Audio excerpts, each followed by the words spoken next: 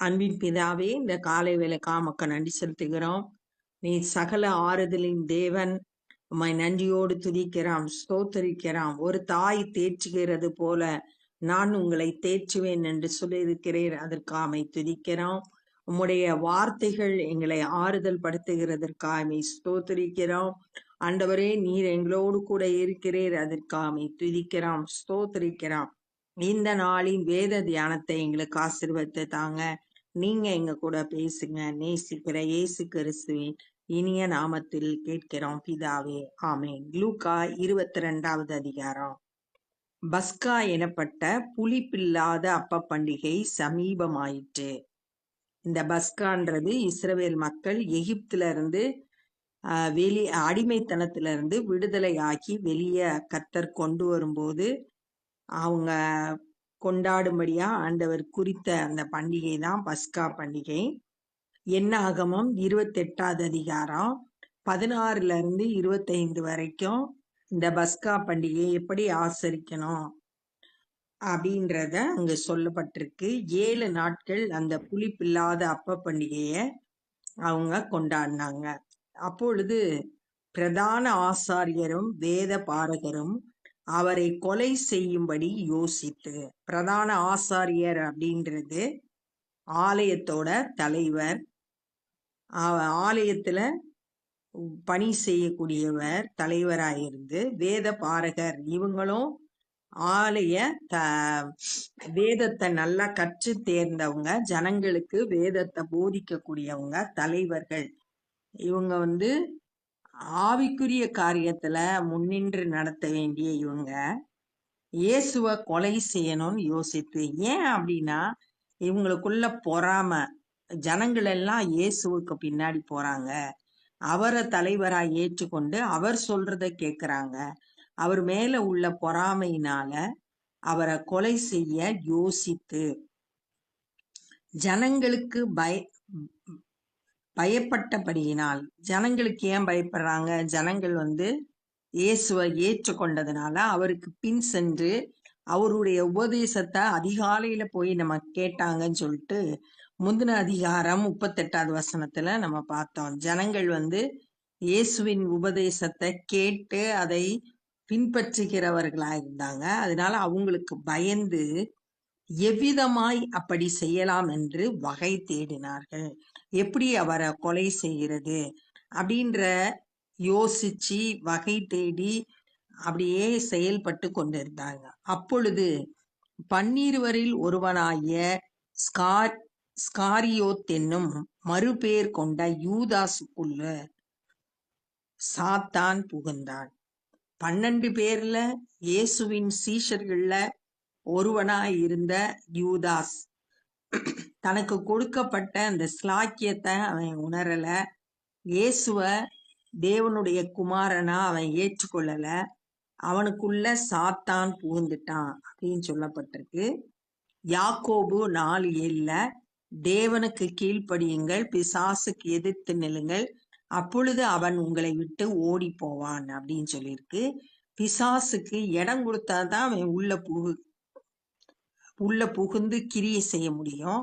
இவன் இடம் கொடுத்துட்டான். பிசாசு அவனுக்குள் புகுந்தா அவன் செயல்பட ஆரம்பிச்சிருவான். யூதாசுக்குள்ள பிசாசு செயல்பட ஆரம்பிச்சான். அவன் பிரதான ஆசாரியரிடத்தில் சேனை தலைவர்களிடத்தில் போய் இப்ப பிசாசோட ஏவுதலின்படி நடக்க ஆரம்பிச்சிட்டான். பிசாசோட திட்டத்தை செயல்படுத்த ஆரம்பிச்சிட்டான். பிரதான ஆசாரியர், சேனை தலைவர்கள் அப்படின்றது ஆலயத்துல இருக்கிற போர் சேவகருடைய தலைவன். அவங்க கிட்ட போய் அவரை காட்டி கொடுக்கும் வகையை குறித்து அவர்களோட ஆலோசனை பண்ணினான். இவன் போய் துன்மார்க்கரோட ஆலோசனை பண்றான். சங்கீதம் 1:1 சொல்லிருக்கு, துன்மார்க்கரோட ஆலோசனை பண்ணக்கூடாது அப்படின்னு. ஆனா இவன் போய் இயேசுவை காட்டி கொடுக்கிறது எப்படி அப்படின்னு சொல்லிட்டு அவங்களோட போய் ஆலோசனை பண்ணுகிறான். அவர்கள் சந்தோஷப்பட்டு அவனுக்கு பணம் கொடுக்க உடன்பட்டார்கள். பணம் கொடுக்கறதுக்கு சம்மதிச்சாங்க. மத்தேயு 26:15 அவன் நான் உங்களுக்கு காட்டி கொடுத்தேன்னா எனக்கு எவ்வளவு பணம் கொடுப்பீங்க அப்படின்னு கேட்டோடனே அவங்க 30 வெள்ளி காசுன்னு சொன்னாங்க. உடனே இவன் யூதாஸ் அந்த பணத்துக்கு சம்மதிச்சு அந்த பணத்தை கொடுக்கறதுக்கு அவங்க உடன்பட்டாங்கன்னு சொல்லியிருக்கு. அவங்க சரின்னு சொல்லிட்டாங்க, 30 வெள்ளி காசு கொடுக்குறோம்னு.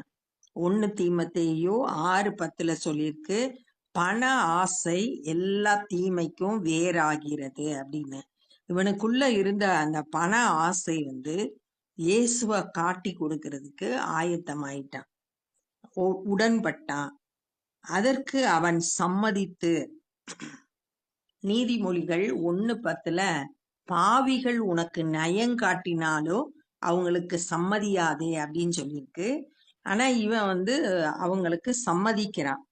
அவன் சம்மதித்து ஜனக்கூட்டம் இல்லாத வேளையில் அவரை அவர்களுக்கு காட்டி கொடுக்கும்படி சமயம் தேடினான். கூட்டமா இருந்தா ஜனங்கள் இயேசுவை தப்பு வச்சிருவாங்க.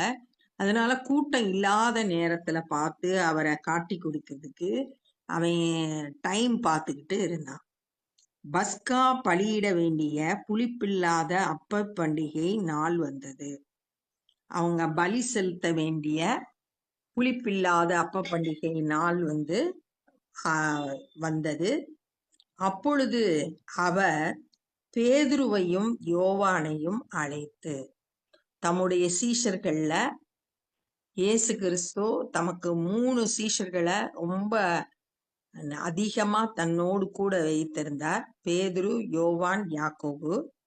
இப்ப அதுல 2 பேரை கூப்பிடுறாரு. பேதுருவையும் யோவானையும் கூப்பிட்டு, நாம் பஸ்கா புசிக்கும்படிக்கு நீங்கள் போய் அதை நமக்கு ஆயத்தம் பண்ணுங்கள், ரெடி பண்ணுங்க.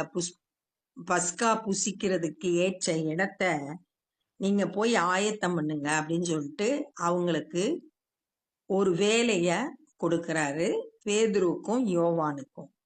அதற்கு அவர்கள், நாங்கள் அதை எங்கே ஆயத்தம் பண்ணும்படி சித்தமாய் இருக்கிறீர் என்று கேட்டார்கள். உடனே அவங்க புறப்பட்டு போயிடல, ஆண்டவர்கிட்ட திரும்ப கேட்குறாங்க, நாங்க எங்க ஆயத்தம் பண்ண அப்படின்னு சொல்லிட்டு, உம்முடைய சித்தம் என்ன அப்படின்னு சொல்லிட்டு கேட்குறாங்க.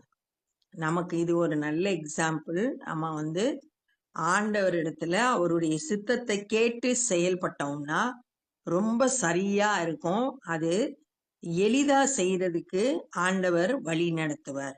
என்ன செய்யணும், எப்படி செய்யணும், எப்ப செய்யணும், எல்லா ஆலோசனையும் அவர் கொடுப்பாரு. அவர் ஆலோசனையில் ஆச்சரியமானவர், செயல்களில் மகத்துவமானவர். இவங்க திரும்பமா கேக்குறாங்க, எங்க நாங்க ஆயத்தம் பண்ண சித்தமாய் இருக்கிறீர் அப்படின்னு கேக்குறாங்க. அதற்கு அவர், நீங்கள் நகரத்தில் பிரவேசிக்கும் போது தண்ணீர் குடம் சுமந்து வருகிற ஒரு மனுஷன் உங்களுக்கு எதிர்படுவான். நீங்க நகரத்துக்குள்ள போங்க, தண்ணி குடத்தை தூக்கிட்டு ஒருத்தன் வருவான் அப்படின்னு சொல்றாங்க. ஆனா பெண்கள் தான் தண்ணி குடம் எடுத்துட்டு வருவாங்க. ஆனா இங்க ஒரு வித்தியாசமா ஒரு ஆண் ஒரு மனுஷன் தண்ணி குடத்தை தூக்கிட்டு வருவான். நீங்கள் அவனுக்கு பின் சென்று அந்த தூக்கிட்டு வர அந்த மனுஷனுக்கு பின்னாடி போய் அவன் போகும் வீட்டிற்குள் நீங்கள் போய், அவன் எந்த வீட்டுக்குள்ள நுழையிறானோ அந்த வீட்டுக்குள்ள போங்க அப்படின்னு சொல்லிட்டு தம்முடைய சித்தத்தை அவங்களுக்கு விளக்கி சொல்றார். அந்த வீட்டு எஜமானை நோக்கி, நான் என் சீஷரோடு கூட பஸ்காவை புசிக்கிறதற்கு தகுதியான இடம் எங்கே என்று போதகர் உம்மிடத்தில் கேட்க சொன்னார் என்று சொல்லுங்கள். அந்த வீட்டு எஜமான்கிட்ட போய் கேளுங்க, தகுதியான இடம் எங்க இருக்குன்னு கேளுங்க அப்படின்னு சொல்லிட்டு ஆண்டவர் எங்க போகணும், என்ன பேசணும், எல்லாத்தையும் அவங்களுக்கு கற்றுக் கொடுக்கிறாரு. அவன் கம்பளம் முதலானவைகள் விரித்திருக்கிற மேல் வீட்டில் உள்ள ஒரு பெரிய அறையை உங்களுக்கு காண்பிப்பான். ஒரு ஆயத்தமாக்கப்பட்ட ஒரு பெரிய அறை, அந்த அறைய அவன் உங்களுக்கு காண்பிப்பான். அங்கே ஆயத்தம் பண்ணுங்கள் என்று சொல்லி அனுப்பினார். அவன் காட்டுற அந்த பெரிய அறையில நீங்க பஸ்கா புசிக்கிறதற்கு ஆயத்தம் பண்ணுங்கள் அப்படின்னு சொல்லிட்டு இயேசு கிறிஸ்து யோவான் மற்றும் பேதுருவினிடத்துல பேசுறார். அவர்கள் போய் தங்களிடத்தில் அவர் சொன்னபடியே கண்டு, அவர் என்ன சொன்னாரோ அது அப்படியே அங்க இருந்துச்சு. அதே மாதிரி தண்ணி குடம் கொண்டு வந்தா, அவன் பின்னாடி அந்த வீட்டுக்கு போனாங்க. வீட்டு எஜமான்கிட்ட போய் கேக்குறாங்க. அவன் மேல் வீட்டு ஒரு பெரிய அறைய மேல் வீட்டுல காட்டுறான்.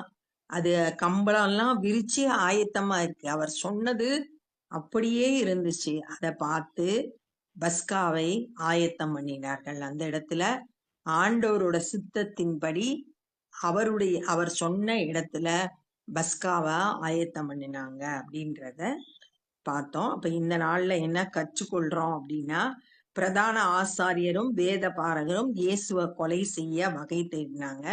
யூதாஸ் காரியத்துக்குள்ள பிசாசு உள்ள புகுந்து அவங்க கிட்ட போய் ஆலோசனை பண்ணி இயேசுவை காட்டி கொடுக்கறதுக்கு அவங்க கிட்ட இருந்து பணம் வாங்கிட்டு அவங்க சொல்றதுக்கு இவன் சம்மதிச்சு கூட்டம் இல்லாத நேரத்துல இயேசுவை காட்டி கொடுக்கறதுக்கு சமயம் பார்த்துக்கிட்டு இருந்தா அப்படின்றத பார்த்தோம். அடுத்து இயேசு கிறிஸ்து பேதுருவையும் யோவானையும் கூப்பிட்டு நான் பஸ்கா ஆசரிக்கிறதுக்கு ஒரு இடத்தை ஆயத்தம் பண்ணுங்கள் அப்படின்னு சொன்னாரு. உடனே அவங்க கேக்குறாங்க, நாங்க எங்க போய் ஆயத்தம் பண்ண, உம்முடைய சித்தம் எது அப்படின்னு சொல்லிட்டு கேக்குறாங்க. உடனே அவர் சொல்றாரு, தண்ணி குடம் எடுத்து வர்ற ஒரு மனுஷன் வருவான், அவன் பின்னாடி போங்க. அவன் வீட்டுக்குள்ள நுழையிறப்ப அந்த வீட்டுக்குள்ள போய் வீட்டு எஜமான்கிட்ட கேளுங்க, பஸ்கா ஆசரிக்க தம்முடைய சீஷர்களோடு இயேசு பஸ்கா ஆசரிக்க தகுதியான இடம் எங்கன்னு கேட்டா, கம்பளம் எல்லாம் விரிக்கப்பட்டிருக்க அந்த மேல் வீட்டுல இருக்க ஒரு அறைய காட்டுவான், அங்க ஆயத்தம் பண்ணுங்கன்னு சொல்றாரு. அவங்க இயேசு சொன்னபடியே அந்த இடம் ஆயத்தமாக்கப்பட்டு இருக்கிறத கண்டு பஸ்காவை அந்த இடத்துல ஆயத்தம் பண்ணினாங்கன்றத இந்த நாள்ல தியானிச்சோம். நம்மளும் கூட ஆண்டவருடைய சித்தத்தை கேட்டு ஒவ்வொரு காரியத்திலையும் செயல்படுத்தணும்னா ஆண்டவர் நம்மளை நேர்த்தியா அவருடைய சித்தத்தின்படி சரியான பாதையில நடத்துவாங்க. அது நமக்கு ரொம்ப எளிதானதா இருக்கும், வெற்றி உள்ளதா இருக்கும், அது நமக்கு சரியானதா இருக்கும். அதனால ஒவ்வொரு காரியத்திலையும் ஆண்டவரே சார்ந்து ஆண்டவர் தருகிற ஆலோசனைப்படி நடக்கிறதுக்கு நம்மளை ஒப்பு கொடுப்போம். இப்பொழுதும் நம்ம ஜெபம் பண்ண போறோம். அன்பின் பிதாவே, இந்த நாள்ல நாங்க தியானித்த இந்த வேத பகுதிக்காய் நன்றி செலுத்துகிறோம். ஆண்டவரே, யூதாஸ் காரியோத்து பிசாசுக்கு இடம் கொடுத்து தனக்கு கொடுக்கப்பட்ட நல்ல ஸ்லாக்கியத்தை இழந்துட்டான். ஆண்டவரே, எத்தனையோ வருஷங்கள் கூடயே இருந்து 3.5 வருஷமா இயேசுவோடு கூட இருந்தா கூட ஆண்டவரே உம்மை அறியாம, ஆண்டவரே உம்மை பற்றி கொள்ளாம இப்படி ஆண்டவரே உம்மை காட்டி கொடுத்த துணிந்ததை நாங்க தியானித்தோம். நாங்களும் கூட பிசாசுக்கு இடம் கொடுக்க கூடாது, அவனுடைய தந்திரங்களை அறிந்து ஆண்டவரே அதற்கு எங்களை ஆண்டவரை விலக்கி காத்து கொள்ள ஒவ்வொருவருக்கும் கிருபை தாங்க. ஆண்டவரே கர்த்தாவே, எங்களுடைய வாழ்க்கையில எல்லாம் தேவ சித்தத்தின்படி நடக்கிறதுக்கு எங்களை ஒப்பு கொடுக்கிறோம். உம்மிடத்துல ஆலோசனை கேட்டு சின்ன காரியமா இருந்தாலும் பெரிய காரியமா இருந்தாலும் உம்முடைய ஆலோசனையின்படி நடக்க எங்களுக்கு உதவி செய்யுங்க. ஆண்டவரே, இந்த நாள்ல சுவிசேஷ பணியை செய்கிறவங்களை கரத்தில் எடுத்து பயன்படுத்துங்க. ஆண்டவரே, வல்லமையினால் நிரப்பி பயன்படுத்துங்க. அற்புத அடையாளங்கள் நடைபெறட்டும், உம்முடைய நாமம் உயர்த்தப்படட்டும். அநேகர் சத்தியத்தை அறிந்து ரட்சிக்கப்பட கிருபை தாங்க. நாங்களும் உம்முடைய ராஜ்ய பணியிலே எங்களால் இயன்றதை செய்ய கிருபை தந்து வழி நடத்துங்க. நேசிக்கிற இயேசு கிறிஸ்துவின் இனிய நாமத்தில் கேட்கிறோம் பிதாவே, ஆமேன். என் ஆத்துமாவே கர்த்தரை ஸ்தோத்திரி, என் முழு உலகமே பரிசுத்த நாமத்தை ஸ்தோத்திரி. என் ஆத்துமாவே கர்த்தரை ஸ்தோத்திரி, கர்த்தர் செய்த சகல உபகாரங்களை மறவாதே. ஆமேன். God bless you.